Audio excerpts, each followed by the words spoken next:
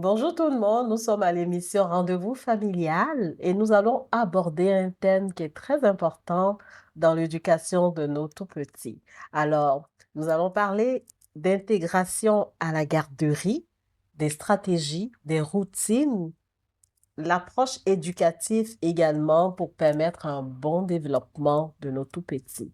Nous avons une invitée avec nous qui va se présenter. Bonjour Delphine, bonjour à tous. Je suis Renée France Anderson, épouse Kamounou. Je suis juriste, directrice de garderie, chef d'entreprise. Merci René d'ailleurs d'avoir accepté notre invitation. Nous allons commencer tout de suite avec le sujet. Nous savons que c'est très angoissant, stressant pour le parent de confier son enfant, ce qu'il a de plus cher au monde, à une tierce personne. Alors, est-ce que les parents, de manière générale, ont cette confiance-là quand ils viennent confier leurs enfants aux structures qui existent. Oui, pour le moins qu'on puisse dire, parce que ce sont des parents qui sont modernes, qui font des recherches avant de pouvoir aux structures de services de garde éducatif. Mhm, Donc, ils ont un minimum de confiance quand même en mhm, s'approchant de nous. mhm, Après, bien entendu, tout dépendra de la façon dont ils ont été accueillis, des assurances qu'on leur a données, du cadre qu'ils voient, etc., pour pouvoir laisser leur enfant. mhm. Alors, vous pensez que les services de garde éducatifs en Côte d'Ivoire sont vraiment prêts à accueillir les enfants de 0 à 2 ans? Oui, pour les services de garde éducatifs qui se veulent sérieux, n'est-ce pas, ils sont prêts.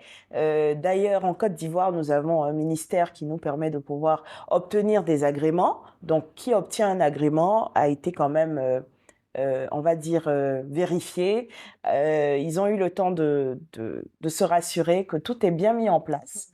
Non seulement en termes de cadre, mais aussi en termes de personnel éducatif pour pouvoir recevoir les enfants. Donc Mhm. oui, à mon avis, les services de garde éducatifs en Côte d'Ivoire sont prêts à pouvoir recevoir les enfants. OK.